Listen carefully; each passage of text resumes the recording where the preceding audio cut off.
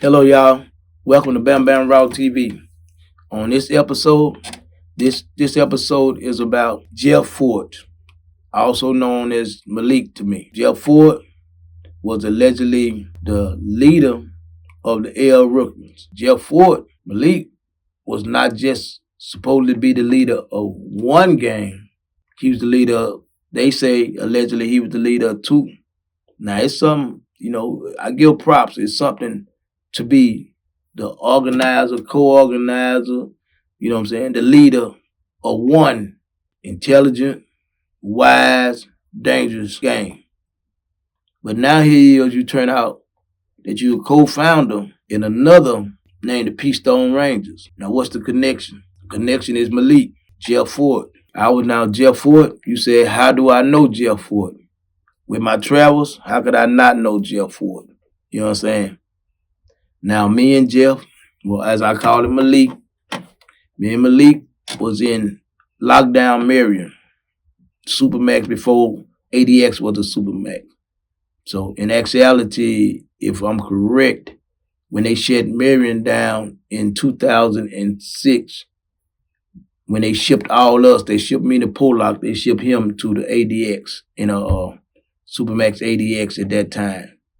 But now me and Malik, Jeff Ford, we was in the step down unit together. But we had prior interaction with each other through other people. I was over there with Vice Lord and Slim Moses Stick.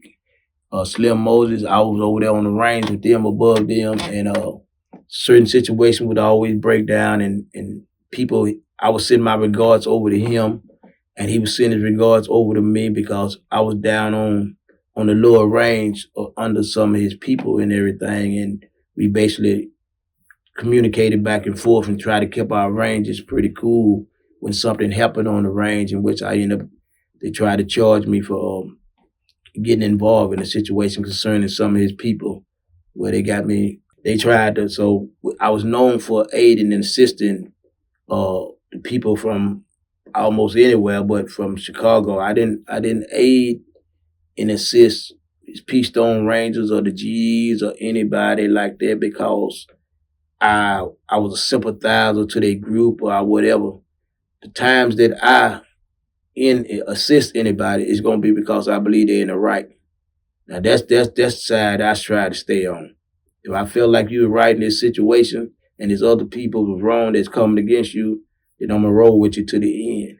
And that was my reasoning. But every time I did something, he would always send his him, Larry Hooten, they always send their regards and, hey man, give Bam Bam, because it was two of us. That's why they used to put Bottom Boy Bam, because you had a Bam Bam out of DC, and Matthew Tomlin, Gangster too, wasn't much taller than me, brown skin though.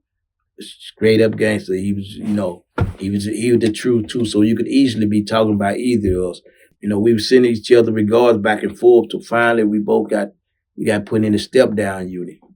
So when we got put in the step down unit, that's when I actually got to meet him.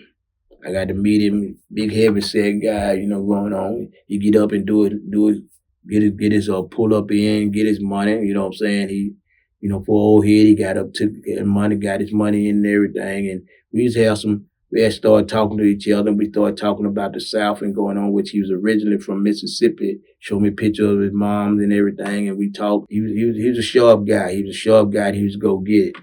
And the allegations is made that makes him stand out so much, not only just him being the co-founder of the Black Peace Stone Rangers and being a leader of an organization of the L Rookers.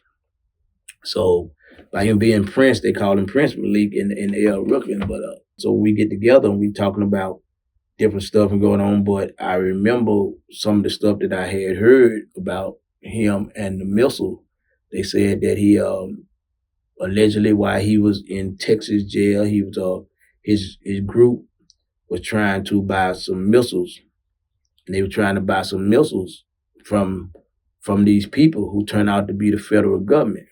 But what set the federal government up to start messing with them was that Malik had a man that used to go over to Cuba, And the federal government tried to get them to allow an agent to go with his man over there so he could try to get close to Castro and try to infiltrate Castro and everything.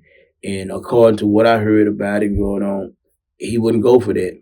So once he would not go for that, then the feds had set their sights on how to either catch him doing something to throw them away, or else make up something that they supposedly done and throw them away. Either way it go, the object of the thing was to try to break the thing down, get him out of the way and throw him away. So as it went on, they said allegedly he was talking on the phone from the Texas prison, and he said, "Has the white elephant been captured, or have you received a white elephant yet?" And I mean a white elephant, and I think that's the elephant in the room. I thought that kind of odd and it stuck out, and that supposedly be what's the signal for the missile. And anyway, the feds they grabbed him and going on, and he was locked up for that, and that's what he brought on to the federal penitentiary. Will you state your name, please? Jeff Ford. And he been doing time in feds since then. And like I say, I met him. When we was in Marion, we used to talk a lot. We used to kick it. One incident happened where one of the guys who started the Crips with Tukey had got into it with some other Crips over him helping the children and everything. And Malik came down there and told me the dude wanted me to know that they was lying on him, and that don't worry about it. They lied on him because he's a Muslim now, and they lied on him about the stuff that he was saying about the children. It wasn't ratting, and he just wanted me to know that and everything. So Malik broke it all down to me and everything. I said, all right, well, that's still in the helm because they had pulled up on him. But then later on, he beat one almost to death and ended up getting locked up, the guy Iron Man. So anyway, Malik explained that to me. So I had a air of respect, just like he did. Certain one of us, we had air of respect in there. Well, generally, if something gonna happen, we let the main men know. You got some main men in D.C., California, whatever. So you pretty much let main men know what's going on. So Jeff Ford, he stayed on phone restriction. Now that phone thing, I can only say because he may be compassionate, emotional person, but they every few months they was taking his phone, for saying something. They felt like he was superseding the security, saying something outbursts, because they actually have these dropout guys, these guys that was in different groups and different gangs and stuff like that, and they done dropped out the gangs and they got them hid off on protective custody in these different places. They actually run your letters or run your conversation by these people. And these people would tell them, say, hey, when he said this, he mean this. When he said this, he mean this, and say this. Naturally, they're going to lie for the people. So you can get caught up like that on that phone. So that's why you got to be direct and going. You can just be talking some foolishness, but they'll make it into something else. So anyway, they took his phone, several times when I was there and everything like that. He stayed in contact with his mom, and he was the dude. I mean, like I said, I liked him. He was a solid dude, man. He liked to keep peace, though. That's one thing he did.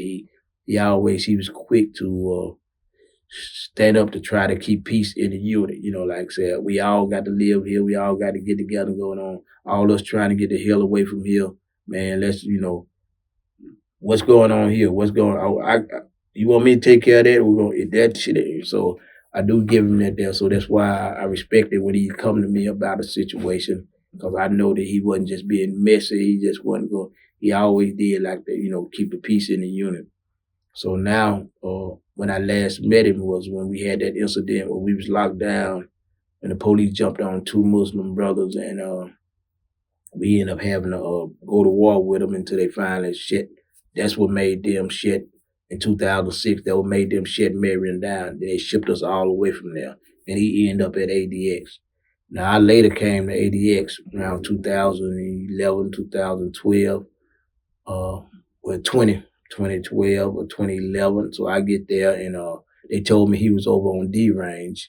And so whenever we get the opportunity to go over and wreck over on D range, people will bring me messages back from him, and he like, hey man, I heard you made it, blase blase, and then try to get over here, man, so I can holler at you, and I'm like, no, I'm cool on the range I'm on with the men that I'm around, because there's some good men's over here and going on, but I'll be coming over there every now and then. I'll try to regulate the wreck so that they'll help to bring me over on your range. Regulate the wreck means you get, say you give a few people some coffee, or you just get some men's and ask them. But if it's just people who taking up a sale that really not men's going on, and you like, hey man, I'm gonna give you a bag of coffee. Go in that wreck cage tomorrow. Go in that wreck. Go wreck in the morning. Go to wreck in the morning. So when they go to wreck, that means ain't no room left for you to go on there. So on a day where the rotation says go to, you'll, if there's no room on this him, you'll go to D. So those the days that I would get a person to do that. And when they do that, then they have to put me over there. Then I get down there in front of the cell, and we shoot kites back and forth, and we talk and we kick it and going on. It's always good to see him, man, because he always a very, very uplifting dude. You know what I'm saying? Like I say, and I can see how he could be, as they allege him to be, the leaders of two different groups, because he's very inactive. He's very active in dealing with people, but he also very intelligent. And he's always trying to put something together. Now, when I left him in Marion and I went to Hazleton, I mean, man, the Black P Stones and the Air Rookie, man, them people was following me around, asking me, man, you were down there with him. You were down there with Prince. Man, they would just follow me around everywhere I go. Every opportunity they got, man, they pulled me up and sit down, and they talked me to death about asking me about him, this and that, and everything like that. But again, that's my story about Jeff Ford. Look him up, and you can hear what they say about him and going on. But like I say, he's a solid old head out of Mississippi. Moved to Chicago and migrated to Chicago, and he did some big things down there. He did some big things in Chicago, and his story speak for itself. And the allegations, and they speak for themselves. It's Neil. Hey, I appreciate y'all. This Bamm the 411 Giant. I appreciate y'all. We're gonna take these stories into the next level. But I appreciate y'all tuning in to me. I appreciate y'all supporting me. So hit that like button, hit that subscribe button, and hit that bell icon. All right, much love.